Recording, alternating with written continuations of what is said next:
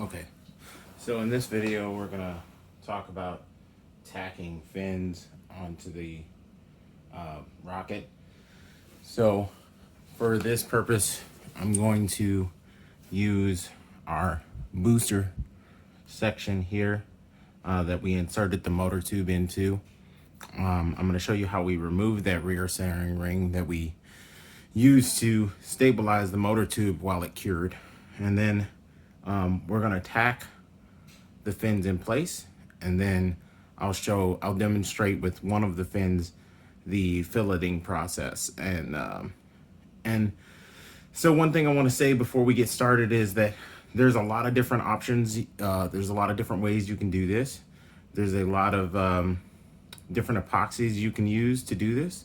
So what you're going to see me do, this is how I'm going to do it this time. I can't even say that I do it the same way every time. I kind of change my technique depending on what the circumstances are, how the fins are made, how the motor assembly is made, and things like that. But what I will say is what I'm about to do is probably the most standard technique for doing this. I'm going to do it from the back while the rear centering ring is off. That is the most common way people build rockets. There is a technique with injecting the epoxy, which I do sometimes.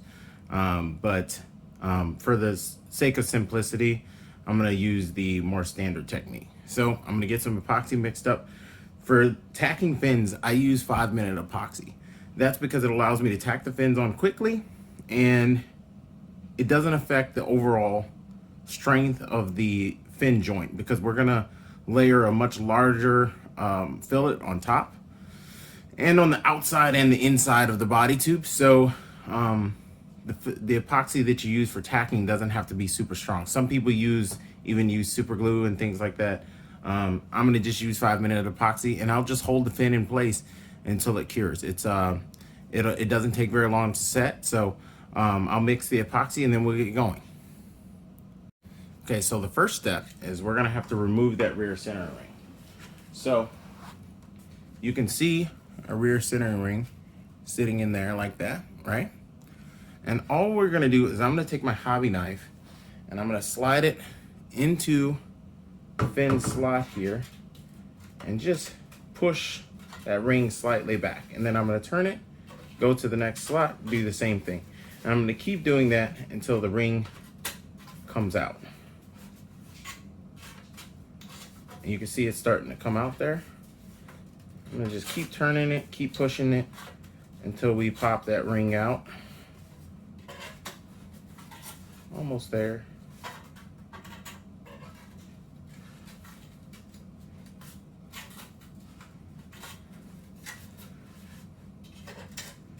And just like that. So now you can pull that rear centering ring out of the tube. Give me a little trouble here. All right, now we've got the rear centering ring out of the tube, and then you can see our motor tube is nice and straight and nice and strongly bonded inside of the body tube. So now we can go ahead and mix up our 5-minute epoxy and tack our fins on. I'll show you the first fin, and then the other 2 fins are gonna be the identical process. So we'll just focus on doing one fin. I'll show you how I tack the first one, and then you'll see all 3 on. Okay, so now that our epoxy is mixed, I'm going to use what they call the double butter method. Double butter method means we're going to take our first fin 1, make sure that you match your fins to your fin slots like we talked about earlier in the prep video, so that you don't have trouble getting your fins inserted into the fin slots. So the double butter method means that we're going to apply some epoxy to the fin root of the fin, and then we're going to insert it and wiggle it a little in place, and then we're going to wiggle it like so, and then we're going to pull it out. We're going to apply another layer of epoxy and then put it in and hold it in place until it cures. Okay, so that helps give us a better bond and make sure that we have a nice, good bond to the motor tube. So I'm going to apply the first layer of epoxy here, just right along the fin root. You don't need a ton, just want enough on there so that you get a bond to the tube. And we slide the fin in,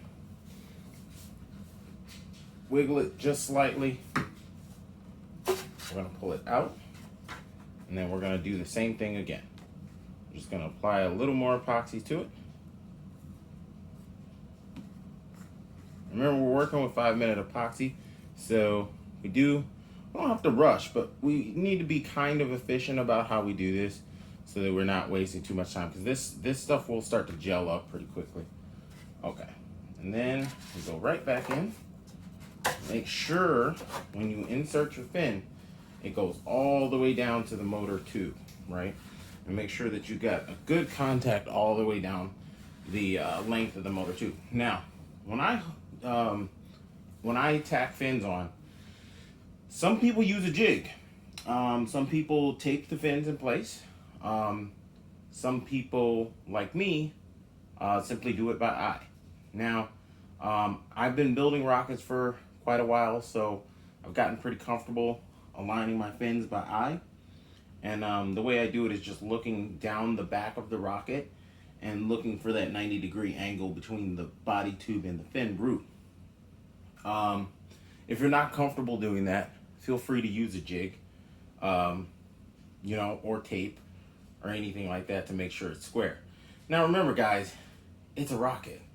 It doesn't have to be absolutely perfect. If you're off by half a degree,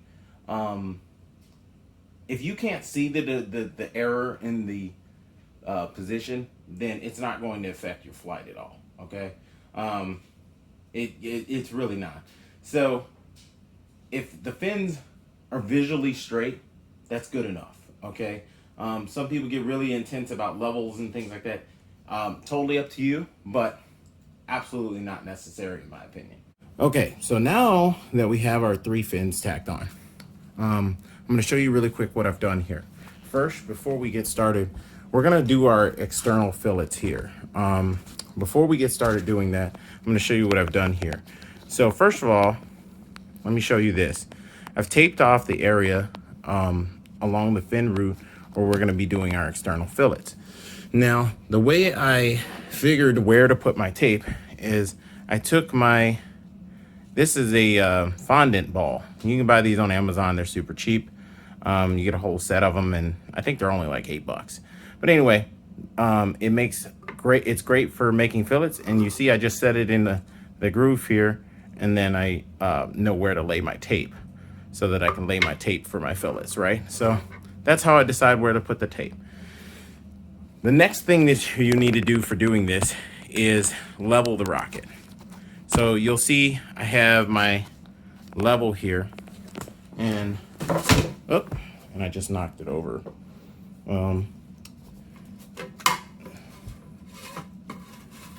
But what we want is the rocket to be as close to level as possible. And you see, that's pretty good. We want the rocket to be as close to level as possible so that the epoxy doesn't run as much towards the end or the back or the front of the rocket while it's setting. Then for this process, I like to use a thicker epoxy. You can use rocket epoxy if you like. That's what I've used many times in the past. But if you want to get a little more in depth with your epoxying experience, you can use Proline 4500. Proline 4500 is a great epoxy. It has one downside. It has to be mixed to a kind of odd mix ratio, which is 100 to 16. You can see my can here. This is the activator, and it needs to be done by weight, not by volume. So I have a small electronic scale here that I use to mix it. And again, you can get these on Amazon for like $10. And I've already mixed up a batch of this.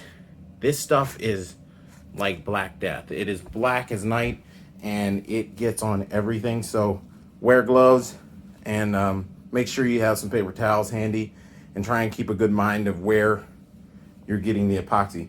This is one of the few times where it definitely pays to be neat. Otherwise, you're going to be replacing a lot of your furniture and your significant other is not going to be very happy with you. So it pays to be neat doing this next step. So all we're going to do is lay our epoxy onto the fin root, and then we're going to take our fondant ball and we're going to use that to pull the epoxy through. And to make this a little bit easier, you can dip the fondant ball in a little bit of alcohol. Sometimes that makes things a little bit easier to get a smoother line. But I've actually never used 4500 for external fillets, so this will be an experience for me too. So we're gonna go ahead, I'm gonna get this level out of the way. We're gonna go ahead and get started, okay? So let me get the camera where you guys can see what I'm doing here. Let's see if I can get this positioned so you can see what I'm doing here. And the first thing I'm gonna do is just lay the epoxy on straight out of the cup onto the area that I want to fill it. I'm gonna just kind of scoop it out into place, right? And we'll add more if we need to as we go, okay? You don't wanna use too much. So I want to try and not waste too much of it. Stuff isn't terribly cheap. So just gonna dump it out of the cup into place. And this epoxy self levels a little bit. So it will kind of fall into the groove a little bit on its own, which is great. And I've got a little too much on that side, so I'm gonna put some more on this side. And what we're gonna do is scrape it towards the back. And the reason we're gonna do that is if we move it towards the back, then we can hopefully catch the excess in the cup or something, and then we can move it where we need it. All right, so now that we have it, set that on the floor. Now that we have it in the groove, and then we're just gonna take our fondant ball here, and we're just gonna very neatly push the epoxy through. And you wanna try and keep your fondant ball flat towards the edge, so that you wanna try and keep your fondant ball as flat as possible. That gives you a nice heavy fillet, because if the fondant ball has a high angle on it, you're not going to get as smooth of a line. And then as you get to the end, you can just scrape that off into your cup. Now remember, we have tape here, so we don't have to worry too much about the excess. Just want to scrape that off into the cup, okay? And then once we pull our tape, we can wipe off any of the extra that we have there, okay? So same thing over here, we're just gonna pull it back as neatly as we can and the excess into the cup.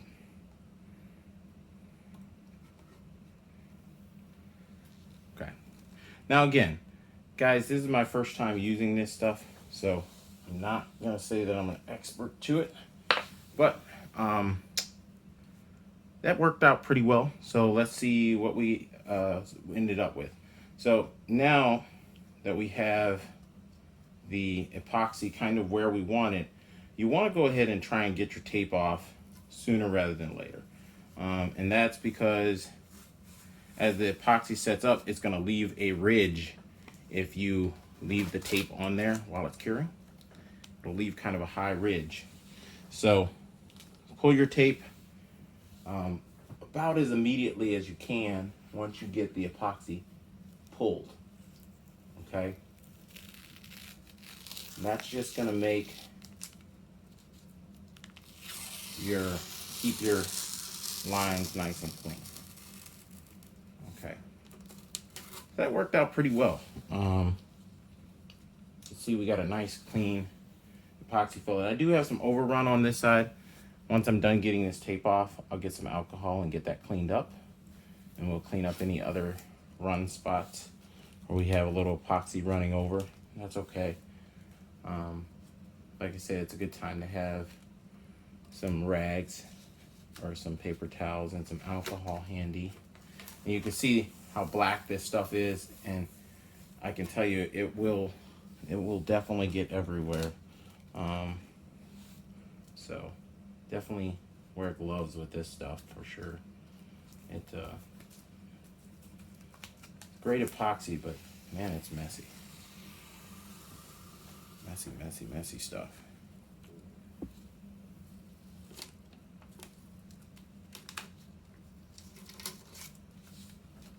Okay, so now that we have the external fillets done here, now I've done the external fillets on all 3 fins already. So, and the reason I've done that first before we do the internal fillets is because the epoxy I'm going to use for the internal fillets is the West Systems epoxy. West Systems is a very low viscosity epoxy, so it's very it's kind of runny, which is great for injecting and for the method that we're going to use here. But unfortunately, it can also mean that if these external fillets are not here, when the fin is sitting in the lower fin, any runoff that runs around the upper fins when you're doing your internal fillets then drips down the lower fin. So this seals up the outer edge of the fin root so that can't happen, and keeps all the epoxy inside the rocket. So it's important to, before we get started, it's important to level the rocket, and that's so that it will minimize how much dripping we have, how much runoff. We want the epoxy to stay up against the fin root in place as long as possible so it can set there. We don't want it all running down the back of the fin over on this side or out the back on this side and then dripping out of the rocket or down towards the forward centering ring. That's going to happen anyway. You're always going to have some overflow, and that's fine, but we don't want all of our epoxy to move out of place. So once you get your rocket leveled, then you want to go ahead and mix your epoxy. I mix the West Systems epoxy with a little bit of chopped carbon fiber, and you can get that with the West Systems epoxy either on Amazon or you can get it from Wildman Rocketry. That's where I get mine. The reason I'm using West Systems instead of using like Proline or Rocket Epoxy is because Proline and Rocket Epoxy are thicker epoxies, which are great for fin external fillets, but when you have such a small space here between the body tube and the motor tube, it's very hard to get a nice good bead in between here and get it to run all the way down the fin. This is a really long fin root, to get it to run all the way down the fin root without making a huge mess on the motor tube inside. So the nice thing is that West Systems will flow very easily, and we're going to use a syringe. We're going to use a syringe to help squirt the epoxy in there and then just let it run down and then settle into place. Okay, so I'm going to get our epoxy mixed up with our chopped carbon fiber, and then I'll show you how we do the injection.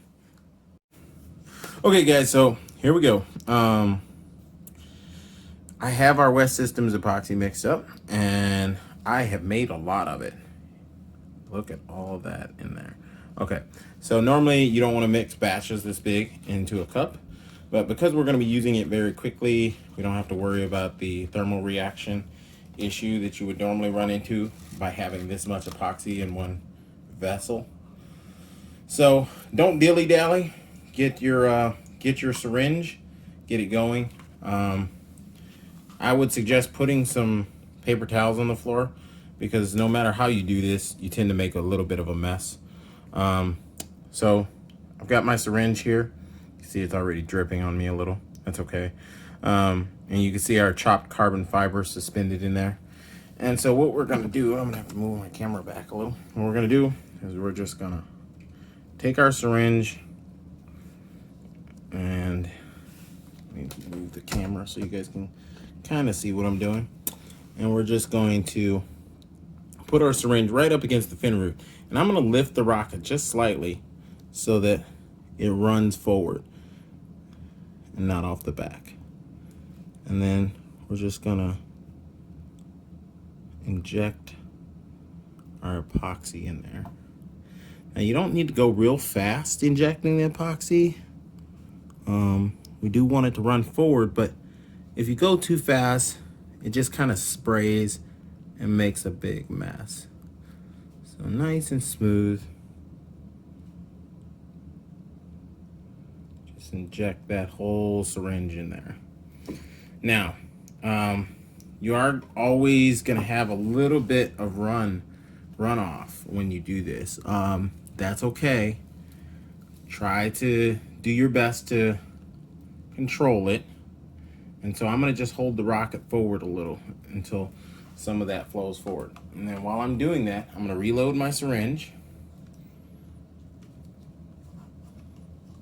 And inject down the other side.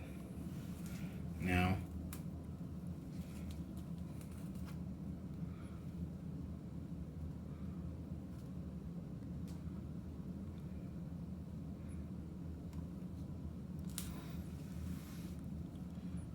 again, we're gonna have some run. It's okay.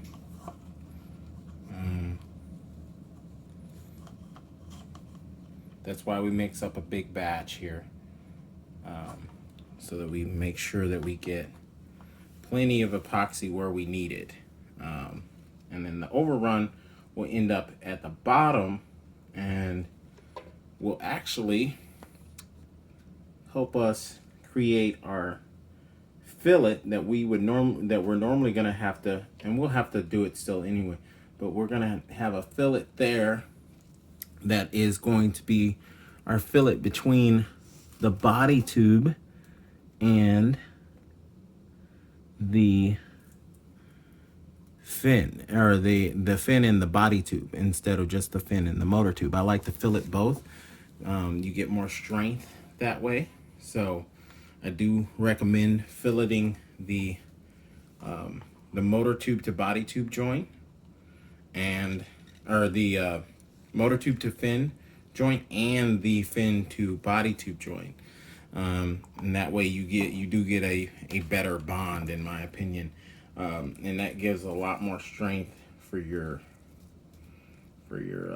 fins. Okay.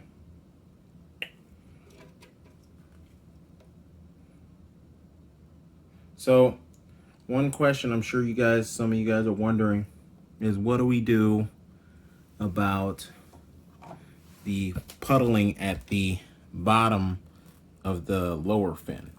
Now, once this starts to set up a little bit, we can take a little bit of alcohol and wipe that up. And now you guys can look down the fin and you can see our fillets there that we've made, right?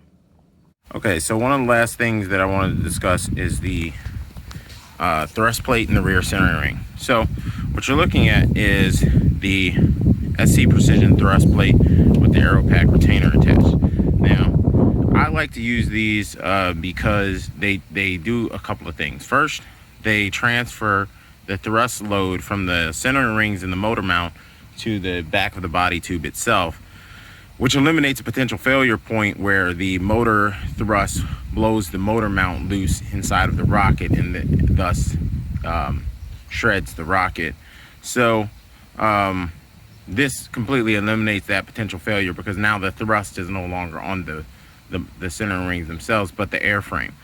So let me show you how that's made possible. So this is a piece of scrap body tube. I'm gonna go ahead and pull this out so you guys can see how this works. So this is my rear center ring here, and the thrust plate is attached to the center ring with 3 screws and a set of nuts. Now I just use regular nuts. Some people use lock nuts. It's whatever you choose to use, but you can see there's a lip right here on this thrust plate, and that's what seats against the back of the body tube, and that is how we transfer that load.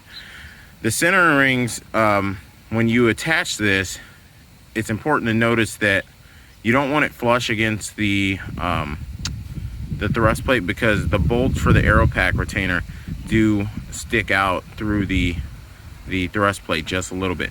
Now, one thing you should note is that the other reason I use this is because it makes attaching this this aero pack retainer really easy, because it comes drilled and tapped for the aero pack retainer screws.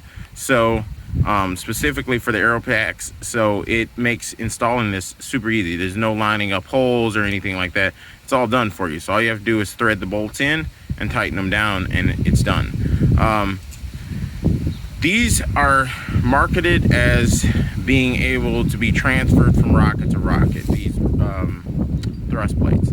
Now, I personally have never done that and don't recommend it, because the only way to do that is to essentially epoxy these nuts in place, and then while it's all installed in the rocket, hope to God that you can remove these screws and not pop these nuts loose. Because if these nuts were to come loose, then there'd be essentially no way to reattach them, because they're inside of the fin can. So I never do that, and I wouldn't recommend it. Frankly, these thrust plates, if you're going to use them, they're not very expensive. They're only about $40, and I just permanently install them in the rocket, unless the rocket completely comes apart, and then I basically cut them out, but with a Dremel tool. But when I install them to be permanent fixtures. So the way that I do that is, when I go to install these, I lay my epoxy very heavy around the inner edge of the body tube, and I layer my epoxy very heavy around the inner edge of the body tube, and then I install this in place. Of course, it's giving me a time right now. There we go. And so once I get this in place like that, then that epoxy, I set it on its back end, and that epoxy will drain down and not only fillet the rear center ring here, but it'll also coat those nuts and screws. Okay, so this is the last step. So what we're gonna do is we're gonna epoxy this rear thrust ring and the rear thrust ring and the rear center ring into place. So I'm gonna use the Proline 4500 to do this, and we're gonna lay a pretty heavy layer of epoxy on the inside of the body tube and the motor tube, or on the outside of the motor tube. And the reason we're gonna do this is because, like I said, I intend for my my body to, or my thrust plate to be permanent. So I have no intention of taking it out again. So I do lay this pretty heavy on here.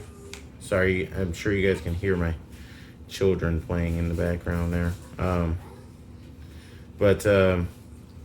So I lay this on pretty heavy, and of course my wife's gonna kill me for dripping this stuff on the floor. Don't do this. Get a towel or something. Anyway, so just go around it. Try to put it on as heavy as you can. You don't have to go crazy, but heavier is better. You want to get a nice, good bond. This is good epoxy for this purpose because Proline 4500 is a high temp epoxy, so it does work really well for something that's going to see heat. something that's going to see a lot of heat. So again, like, you don't have to worry too much about getting epoxy on the inside of the motor tube. Just make sure that we clean that up. We don't want epoxy on the inside of the motor tube. As long, you know, when you're laying your epoxy on there, if you get it on there, no big deal. Just make absolutely sure that you clean that up so that you don't end up in a situation where the epoxy is curing inside the tube. Okay, so now that we have that laid on there, you're gonna take your thrust plate and make sure that you reverse the position of your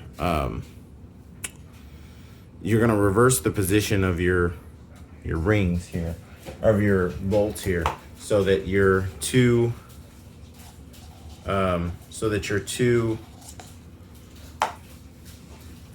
screws are up and opposing your fin.